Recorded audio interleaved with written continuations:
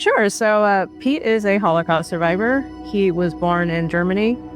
And when the Nazis invaded, he and his family went to what is now the Czech Republic. They weren't there very long because then the Nazis did invade over there as well. So from there, they went down to Italy. And then, of course, as we know through history, Italy was not a great place to be either. So then from there, they ended up in Ecuador. And that's where they found safety before finally moving to the United States. But thankfully, Ecuador opened their doors to Pete and thousands of other refugees. And yeah, I'm very proud of Ecuador for doing that. Sometime in the 1950s, I can't tell you the exact year, the German army was reconstituted. And the U.S. Army searched for German-speaking GIs. And I was one of those selected. There was maybe 8 of us. And we were sent to Mühlheim to act as interpreters to explain American weaponry to German officers. So each one of us Americans had an American second lieutenant and a German second lieutenant, and we explained to the Germans how American tanks, machine guns, and all that worked.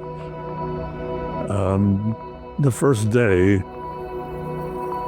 there was a food tent set up where the German officers were going to have lunch, and no one told me where I was going to have lunch. So I stood there like a fool out in this open field, and this German captain came up to me, clicked his heels and saluted, and said the colonel would like to have me join him. So I sat next to this German colonel, and he asked me, inevitably, how come I speak such fluent German? And I was damned if I wasn't going to tell him to break up here. So I lied, and I said my father worked for the German embassy in Berlin before the war. That's how I learned German. Everyone, welcome back to Living the Next Chapter. It's a joy for me today to have Darlene on the podcast. We're talking about what she's up doing in the world, but she's brought along an amazing friend who's got a great story to share with us, and I'm thrilled to have Pete here with us as well. We're going to hear from Pete here in a moment.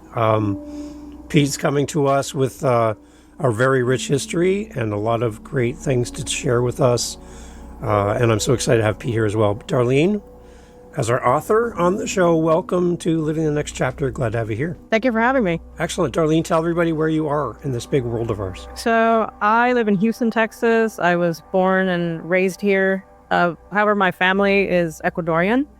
I was the only family member to be born in the United States. But I have been back to Ecuador, and I speak Spanish and eat Ecuadorian cuisine, so it is still part of my heritage as well. So we have listeners in Ecuador. Would you like to say hi to them? Because they're listening to us right now. Sure. Hola, gracias por escucharnos. There you go, just like that. And that's great. Thank you for being here. Now, you've brought along a friend today, and I'm thrilled that he's here with us. His name is Pete. Can you just kind of give us just a quick introduction to Pete? I want to send it over to him as well, but can you just tell us a little bit about Pete? Sure. So Pete is a Holocaust survivor. He was born in Germany, and when the Nazis invaded, he and his family went to what is now the Czech Republic. They weren't there very long because then the Nazis did invade over there as well. So from there, they went down to Italy, and then, of course, as we know through history, Italy was not a great place to be either. So then from there, they ended up in Ecuador. And that's where they found safety before finally moving to the United States. But thankfully, Ecuador opened their doors to Pete and thousands of other refugees. And yeah, I'm very proud of Ecuador for doing that. Wow, that's amazing. Pete, welcome to the podcast. I'm glad to have you here. Where are you joining us from today, Pete? Bethesda, Maryland. There you go. Excellent. Well, welcome to the podcast. Pete, have you been on a podcast before? Well, we Zoom with my wife's half-brother who is in Brazil. Oh, nice. We do that 3 months or so. Well, there you go. Well, you're an expert at this, and I'm glad to have you here. Welcome to the show. Can you fill in the blanks here for Darlene and myself? What else are we missing from your story? I would love to kind of start there, Pete, if you can kind of take us through that. Well, let's see, and I'll just talk about things that are germane to this topic, if I can. In 1993, the Holocaust Museum in Washington opened, and I was one of the founding volunteers, which meant that I was in a class of volunteers before the museum actually was finished. And we went through, I think, 6 or maybe 8 weeks of training. Excuse my voice. And it was a thrill to be there. The moment I read in the Washington Post that there was going to be a Holocaust museum, I knew I had to be there. I didn't know how to go about making the contact. I called all my Jewish friends, and finally I met someone who gave me a number, who gave me another number, and they asked me what I wanted to do, and I had no idea that it would be such a grand museum in its own building. I was thinking of a small-scale remembrance. They asked me what I could do, and I said, I'm willing to wash the men's room if necessary. And I meant it. But it turned out not to be necessary. So I volunteered there for 10 years, and it was a very fulfilling thing to do. I love that you have that connection, Pete, to be able to come there and be a part of that and be a part of that story as well, and have people come and experience that. Because I was so grateful to have escaped with our family intact. And of course, I worked with a lot of other volunteers who had much more dramatic stories than I did, and made a lot of friends, and it was a good part of my life those 10 years. And that's how I met Darlene. So that was the connection then. Yes, it was. Excellent. Darlene, talk. I got a call one day from someone at the museum and asked if I would be willing to sit for an interview. I had no idea what it was about, and the one who wanted to interview was Darlene, and she can tell you the story better than I can. So Darlene, how did you first come across Pete? How did that connection happen for you? Sure. So when I was first working on my upcoming novel, which is titled The Center of the Earth, it'll be released by Blue Handle Publishing in the summer of 2025. So I started doing the research about 6 years ago, and the topic of Jewish refugees finding refuge in Ecuador during World War II was a topic that really didn't have that many resources. So I was looking through archive after archive, just getting bits and pieces. But the problem was I didn't find enough sources to fully craft a story. So then what I did was I went on Facebook, and then I found a Facebook group called Jews of Ecuador, which is run by the children and grandchildren of some of these refugees. And I asked if I could join the group, and they let me in. And then I made a post saying I was looking for people to interview if anyone was still living and willing to talk. And within an hour, I had all kinds of responses. But then in one of those responses, someone suggested that I contact the Holocaust Museum in DC, and maybe they would have someone who had gone through this part of history. And then from there, that's where I found Pete. So then I contacted the museum and said, if he's available and he would like to talk to me for a little bit over the phone, I'd love to interview him. And then that's how they put us in touch. And we've been in touch ever since. So what was that first initial meeting with Pete like, Darlene, to sit down with him and start talking through the story? What was that like to meet with him? Well, to be honest, I don't do very well talking to new people. I'm pretty shy. It takes me a little bit to open up. So when I was conducting these interviews, I was very nervous talking to everyone. And that's exactly how I felt the first time I called him. I was kind of hoping he wouldn't answer because I wasn't ready to talk just yet. But he answered. So then I said, okay, well, I can't run away from this conversation, so I better get it started. And we talked for probably a little over an hour. I just got information about his childhood, what Europe was looking like, and how his parents were trying to find a safe place to be in with World War II raging on, and what his life was like in Ecuador, what kind of food he ate, what kind of games he played, what his school was like. And these are all details that archival resources don't give you. So if you're looking for an archive and you want some information such as World War II, it can tell you, this is what a typical pilot wore in World War II, but it doesn't tell you how the pilot felt during training or some of the, horrific things that they may have seen. So that's why I like to interview people who were really there, of course, if it's possible. And it really proved to be, it was a life-changing experience. So, Pete, you were mentioning before we started recording that you were relatively young when all this started for you and your family.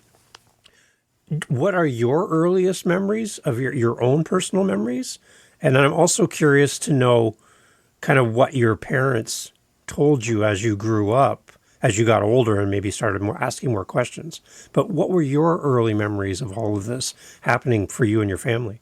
My biggest regret in life, and I have many regrets, is that I never asked any questions and know very, very little of those 9 years from the time I was born to the time we landed in New York. My parents didn't talk about it, and I didn't ask questions. Children didn't ask questions in those days, I guess. Right. Yeah. Ironically, I made it my meager living as a journalist by asking questions, but that aside. So my earliest memory is, as I think I said earlier, watching the German troops march into Prague. We had a big window in our living room. It may have been on the ground floor, I think it was. So it was a very close-up view. And another thing I remember is that we needed passports and exit visas and all that, which was difficult to get. My mother knew two brothers who had some connections and she gave them whatever money they asked for. And they didn't show up for months, I think, or weeks. And finally we got our papers and left. And then I remember on the ship being seasick all the time. That's a harsh trip to take. That's not a luxury cruise by any means. By no means, no. And in Ecuador, I remember having to move several times because we lived in poor housing where the roof fell in after a heavy rain. And I was often accused of being a Christ killer. And, excuse me, I went to school, a private school. Was a boys' school. Very strict standards. So at one time I spoke Spanish as well as Darlene does now, but I've forgotten everything. There you go. In New York, I had two younger brothers, twins. We had no toys. We didn't speak English. We got beaten up by the neighborhood kids all the time. We were accused of being Germans. We were accused of being Jews. It was not the ideal growing up years. But I'm here and feel very lucky now to be here. We talked before we started, Pete, as well. I shared a little of my wife's family's history from Holland. And as you remember, the army's marching into your city. My father-in-law was young. He remembered the Canadian army pushing the Germans through his yard at their farmhouse and seeing these Canadian badges on their shoulders and their guns as they kind of pushed the Germans through. And that made him want to come to Canada. Just seeing the bravery of these soldiers coming from another country to help save them in Holland. Yeah. And that was part of his story. And the fact that they were hiding pilots that were shot down over their farm, in their home. And they actually found two pilots from the same plane in two different locations on their property, hiding in like ditches and underneath things, and brought them back to safety And if it hadn't have been for that family, that Dutch family protecting those pilots, they may not have ever gone home again. Right. And just that was such a, and when I hear my father-in-law talk about that, the passion, you can see him going back in his mind, back to those days, to what he can remember. But for you, Pete, as you kind of think back about this, and as you sit down with Darlene to share your story with her, is it hard to kind of go in your mind to that space and that time? No, it isn't. It isn't. If I can tell an anecdote that may or may not be relevant, please. Sometime in the 1950s, I can't tell you the exact year, the German army was reconstituted. And the U.S. Army searched for German-speaking GIs. And I was one of those selected. There was maybe 8 of us. And we were sent to Mannheim to act as interpreters to explain American weaponry to German officers. So each one of us Americans had an American second lieutenant and a German second lieutenant, and we explained to the Germans how American tanks, machine guns, and all that worked. The first day, there was a food tent set up where the German officers were going to have lunch, and no one told me where I was going to have lunch. So I stood there like a fool out in this open field, and this German captain came up to me, clicked his heels and saluted, and said the colonel would like to have me join him. So I sat next to this German colonel, and he asked me, inevitably, how come I speak such fluent German? And I was damned if I wasn't going to tell him to break up here. So I lied, and I said my father worked for the German embassy in Berlin before the war. That's how I learned German. Sorry. No story. Sorry, I got emotional. That's okay. That's the end of that story. Okay. Darlene, as you talk to Pete, yes. Darlene, in the writing of the book and interviewing Pete and stuff, what stood out to you as like moments, like I know you're saying you're a little bit intimidated, a little nervous, a little shy to talk to Pete. Pete's an amazing human being, I gotta say. Like, oh yeah, as soon as he came on camera, I'm just like I'm drawn to Pete. He's just like he has this big smile that I love when he smiles. It's a very good interview with contrary to what she thinks. There you go. Okay, good. That's a good compliment right from there, from a journalist, right? Oh, that's yeah. a good. Amazing. More about my family than I do. Yeah. There you go. So, Darlene, as you're sitting there with Pete, what kind of feelings are you having? Was it more than you anticipated talking to Pete about this? It definitely was. So I interviewed 8 refugees, and he was actually the youngest one at the time. So the oldest one, she's still living. She just turned 101 yesterday. Wow. And Pete is the youngest. I don't know if he wants to share his age. You know, I'll let him decide. I'm 30. But he was the youngest one. 39. He's 39. So with him, his story was interesting because since he was a little bit younger, he had a different perspective than the other refugees who were a little bit older. So, for example, one of them, he had just had his bar mitzvah ceremony. And then his parents sent him on the kinder transport to England. And then his parents went to Ecuador. So he was all by himself, had no idea what was going on, had no idea if his parents were still alive. And then one day, right before, borders and stuff were closing because the war was not coming to a stop, he got a letter from his parents saying, surprise, we're in Ecuador and we have a ship ticket for you to come down here. So he made that journey as, I think he was 14 or 15 at the time. So his story was very compelling for him to have done that all by himself.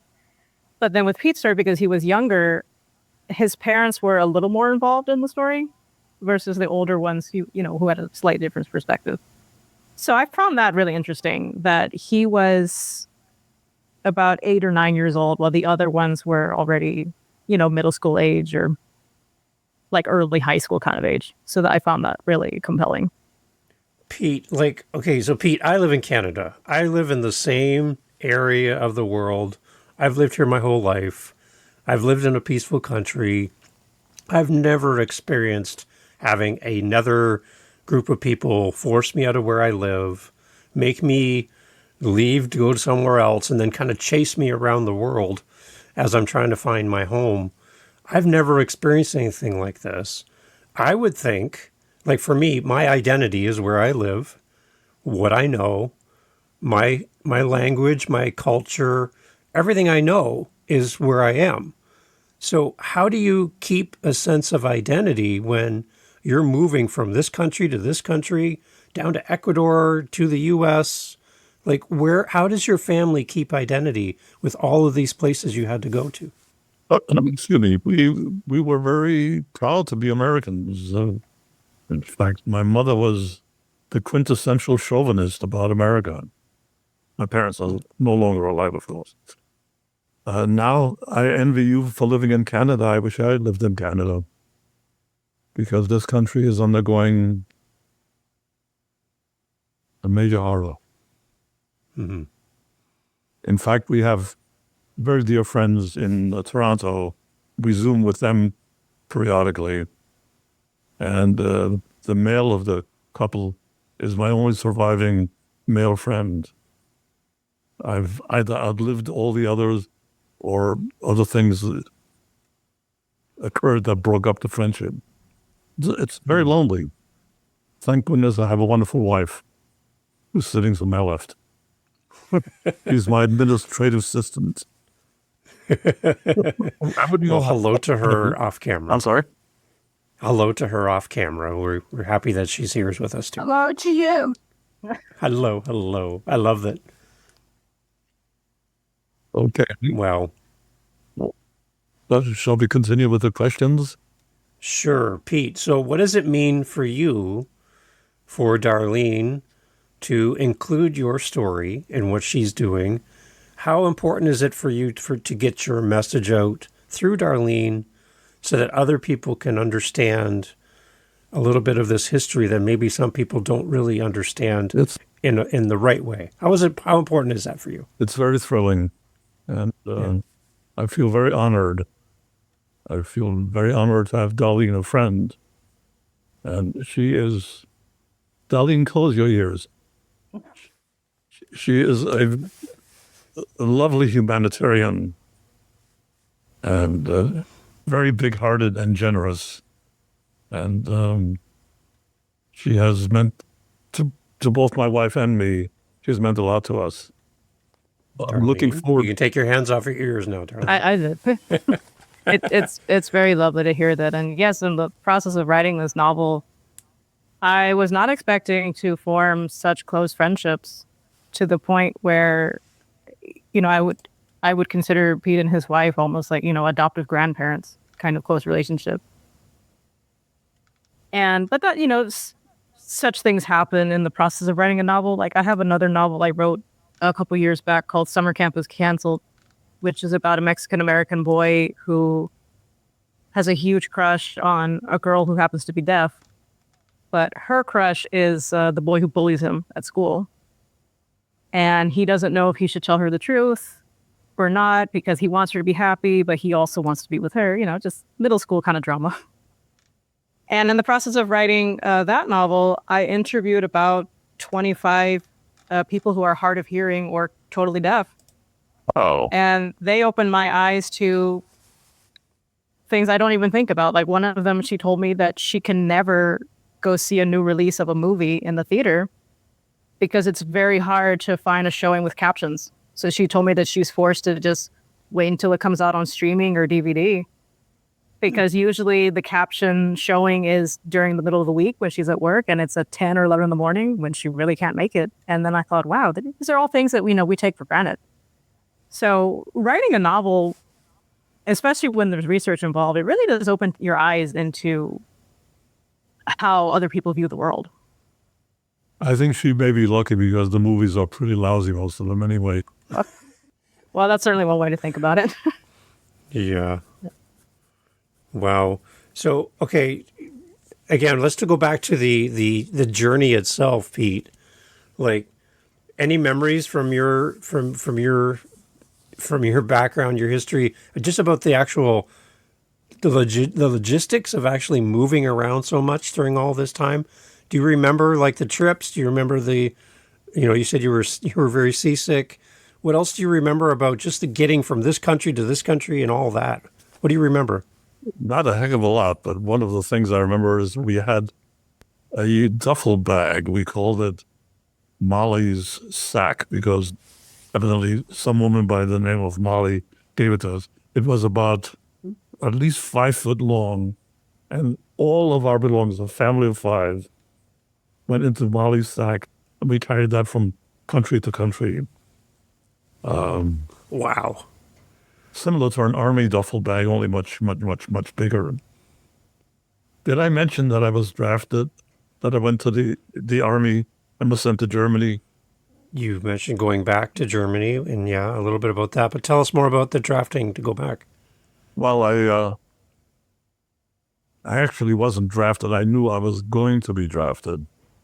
Okay. So I volunteered for the draft. I had no idea I would be sent to Germany. I considered that a major plus. My German did not come in handy, except once in a while, some officer would, or sergeant, I would say, would send me into town to buy liquor. I did very little interpreting, but I was in the infantry, and it was difficult to see Germans in the street because you can't help wondering, what did you do during the war? Were you a Nazi? And I found that the Germans I met were not forthcoming. They lied.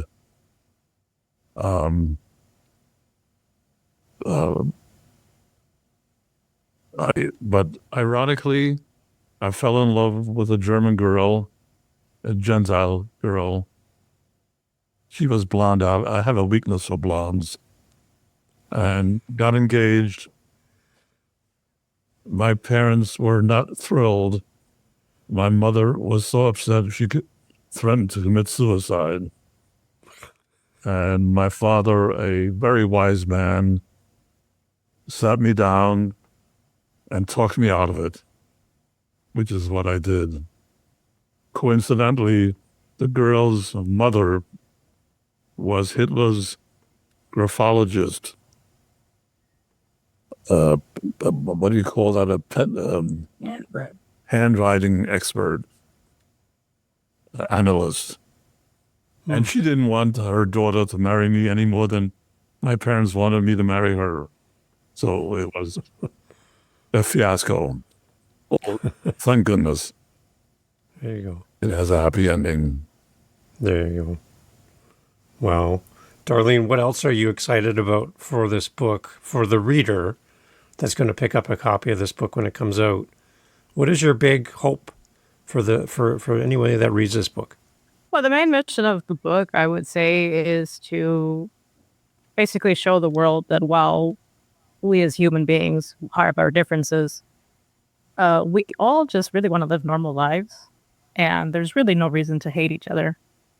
And another part of it is the book it's definitely fiction, but there are a lot of true situations in the book, such as one of the characters is constantly seasick, and that is based on Pete being constantly seasick when he was on the ship to Ecuador. And there is another part where the character with his Jewish family, they're running out of food and they have to cut grapes into small pieces so that everyone can get an equal share. And that is also something that happened to Pete when he was growing up. So even though it is a fictional story, there are many true elements in it. But of course, when you're writing a book, you kind of have to play around with timelines. You have to play around with certain situations to make the story fit. I mean, this is why, not all historical stories are 100% accurate, because you just can't do it all the time. Like one book I can think of off the top of my head is Ethel and Ernest, which is a graphic novel written by Raymond Briggs. And Ethel and Ernest is about his parents and how they met, how they got married, how they struggled with infertility, and then they finally had him. But there are moments in that book which are very kind of boring, and they kind of drag the story out. But then it's because he wanted everything to go the way that it did in real life. And sometimes real life can be kind of dull, So when writing a book, to avoid the dull moments, you kind of have to play around a little bit just so the reader doesn't, stop reaching. Yeah. And memory occurs to me, if I may go Sure. backwards, the time in Italy. My parents were constantly scrounging for food, which left me to take care of my two brothers. I was not quite 4 years older. They were twins. So difference in age about 4 years. So I was in charge of them. I took them every day to a park, and every day we were attacked by Italian kids. We didn't know any Italian. We were Jews. They thought of us as Germans, and they beat us with chains. It was a miserable time, but it just occurred to me. Should have mentioned it earlier. So we were, I guess, trained for what we got when we got to New York. We lived in the upper part of Manhattan, near a parochial school, and the kids just had it in for us all the time. And if we had a toy, which would have come from a charity, they took it away from us. I saved up some money selling the Saturday Evening Post and bought a pair of roller skates. The first day on the skates out in the street, two toughs took my key away. You needed a key to put the roller skates onto a shoe. And you boy, you don't need that. And the roller skates were, of course, useless after that. Those were my growing up years in New York. Pete, it just feels like everywhere that you went to get safety and security and to set up a new identity, you had to face another obstacle everywhere you went. Yeah. Whether it's the roof falling in on you in Ecuador because of the rain, somebody taking your roller skates. Like, there's so much where, like, it's like, I just think we could be better to each other as humans, right? I just think we don't understand each other, right? Whether it's language, whether it's the way we look, there's something that makes us different, and people just love to attack us for being different. Yeah. And I think that's part of what I think Darlene's trying to capture in this book, is that we need to stop being so hurtful to each other and try to help each other. I think that's what we need in the U.S., it's what we need in Canada, it's what we need around the world, is people who treat people better than they treat themselves. I'd like to interview you. You can interview me anytime, Pete. I would sit for that anytime. To see that smile, I would. Is that kind of catch some of the spirit of the book, Darlene? Oh, absolutely. And it was truly an honor to interview these 8 refugees. Half of them have since passed on. And it does make me a little sad that they did not live long enough to see the release of the book. But as I said earlier, when I started interviewing them, most of them were already well into their 90s. So I knew that I really didn't have a lot of time. And I wish that, the book had found a publisher sooner, but such is the writing industry. It's rejection after rejection after rejection. And even sometimes I would advocate and say, some of these people are 95, 96, 97. Like, please just consider it. And I mean, that's just how the journey went. So, but I am glad that, even though, like I said, half of them are no longer with us, their story is going to live on through this book because there are bits and pieces of their stories that I put into my story as well. So, yeah. Darlene, talk a little bit more about Blue Handle Publishing. I've had a few authors on from this amazing group of people at Blue Handle. Tell me why you like working with them for this project and what they can do possibly to help you or help other authors. Tell me about them a little bit more. well, for one thing, they were the only publishing house that's giving the book a chance. So big thumbs up for that. But what really drew me to working with them was they are from Amarillo, Texas. And Amarillo is not close to Houston at all. I think it's about 9 or 10 hours by car. But it is still Texas. So we have that in common. And they really like to work with authors from Texas. And then it just provides, a greater connection because, like I said, even though they are far away, a Texan in any part of Texas is a proud Texan. That's why we have the slogan, "Don't mess with Texas." And even though, no state is perfect, every state has its flaws. Being from Texas is it's different than being from a different state. Like sometimes when I would go to Europe as a kid and people would ask my family members and I where we were from and we would say Texas, everyone immediately knew where that was because of the shape of the state. The shape is very distinct.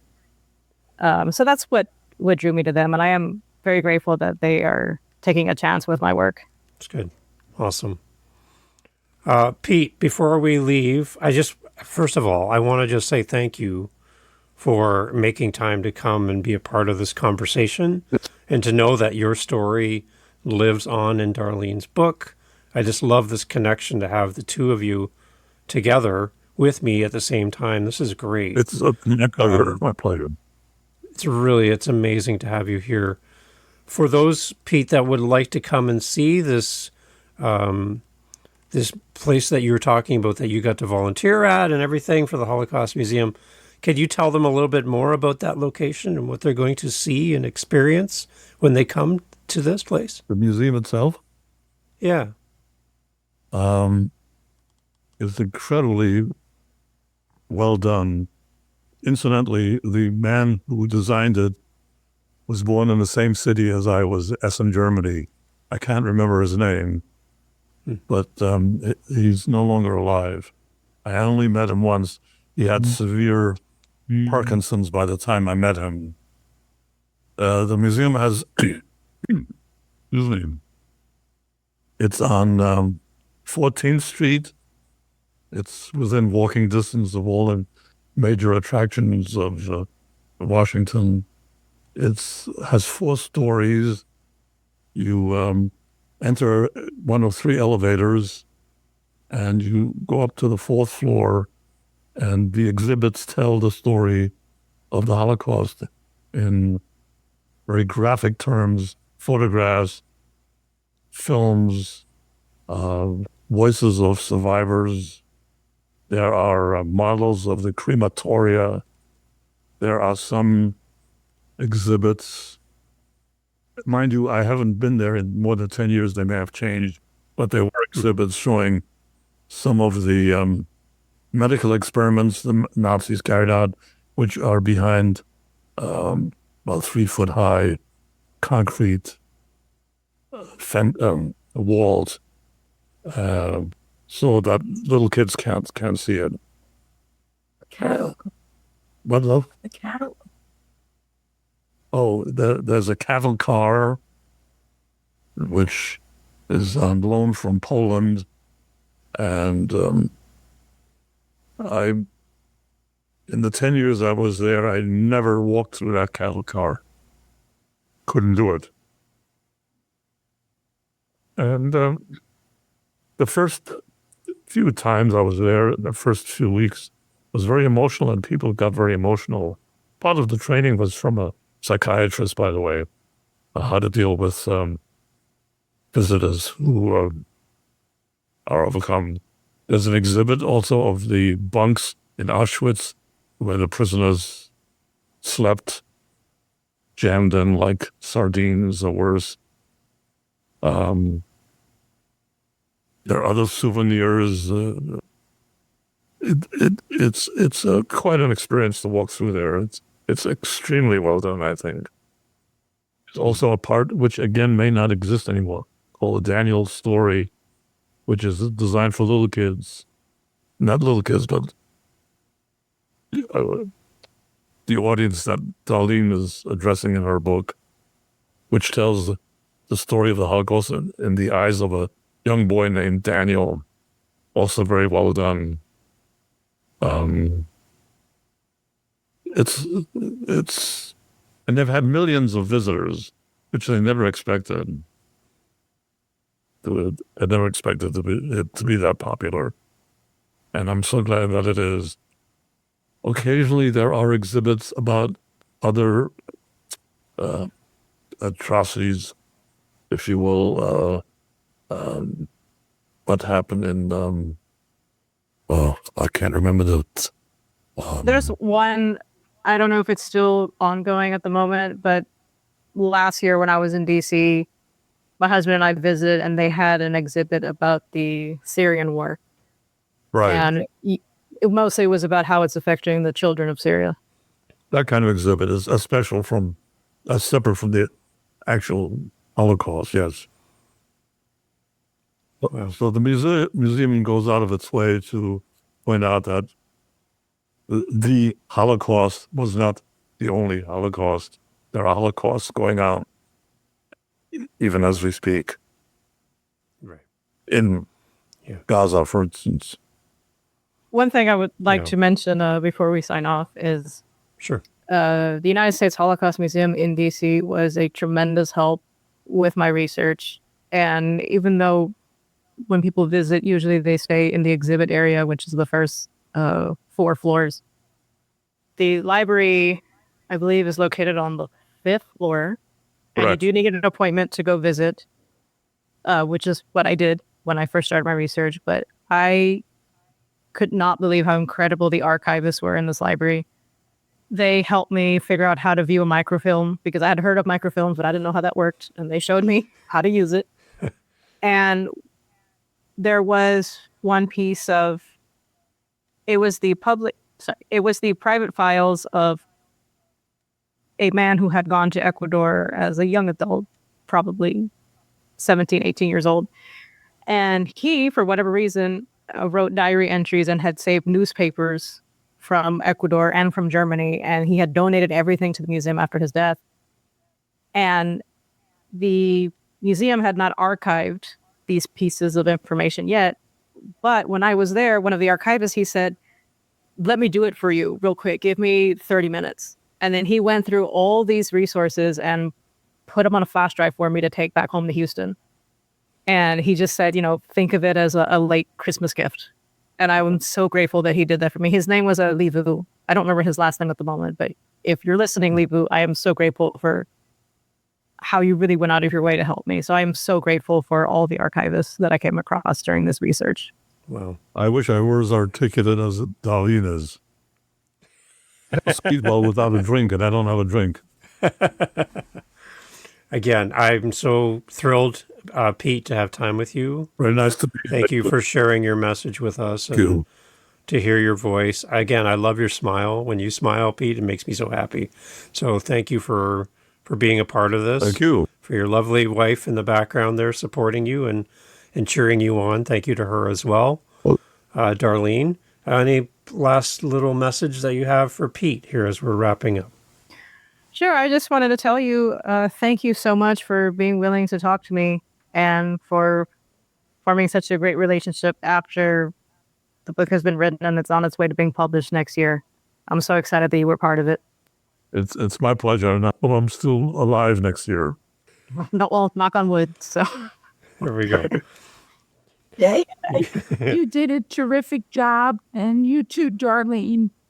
Thank you. Oh, that's high praise right there. That's high praise. I appreciate that. Thank you so much. Darlene, again, tell us about your website, where we're going to be able to get the book in the future. Tell us all about that. We're also going to put a link for the museum as well in the notes so people listening can then plan a trip to go there and to honor Pete and his family, to go through that museum and spend some time there. But Darlene, where can we find you and where can we get the book when it comes out? Sure. So all my buy links are on my website, which is www.darlenepcampos.com. And I also have a blog on there that I really don't update as often as I should, but I do every so often. And on my blog, I do historical research and I write short historical articles about the findings that I've come across. And as for the book, it is slated to be released in summer 2025, and it's going to be available wherever you buy books, Amazon, barnesandnoble.com, et cetera, et cetera. So very excited about that. And as for the New York Times bestseller list. There you go. And as for the museum, one of the refugees I interviewed, she died in the fall of 2023. And her final wish was that people across the world would make a donation, even if it was just $1 in her name. And her name was Eva Fish de Roger. It's a French last name, so it's Desrosiers.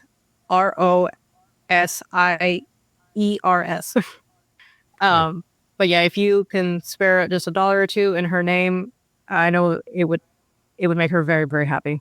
So thank you for supporting my work, and thank you for having me on your podcast. Excellent. Pete, thank you so much again for the big smile. Nice. Again, thank you so much for being here, sharing your story with us through the book, on the podcast as well. Such an honor to meet you, Pete. Thank you very much. Thank you for being a great inspiration, for sharing Thank your you, story. Darlene. Thank you for that. Thank you, Dave. Excellent, everyone. All the information, as always, in the show notes. Make sure you go leave a great donation to this museum. Let them know that you heard about this here on the podcast. Celebrate with Darlene and Pete when the book comes out as well. And I'm so proud of the two of you that you've made this connection and that we can continue sharing this story long into the future. Thank you to you both. Thank you. Bye-bye. Bye. Hey, thanks for listening all the way to the end of the podcast. That's a big signal to all of the players, the YouTubes, the Apples, the Spotifys, that you found value in this episode of Living the Next Chapter. Just by you listening to the end. You just sent a huge bat signal out to the app saying this was a great podcast, a great conversation. So you listening to this point, you've done your job. I have one more ask of you. If you know anyone that would benefit from this conversation, would you share this episode with them? Would you just get on, send them a message, send them the episode, tell them about this episode, tell them to livinginthenextchapter.com to get all the information about the podcast. Can you do that for me? Because the more people that hear this message, this episode, the better. I want to support these amazing authors. And I know you do as well. So sharing this episode really helps. And I appreciate you. See you on the next episode. And thank you for listening to Living the Next Chapter.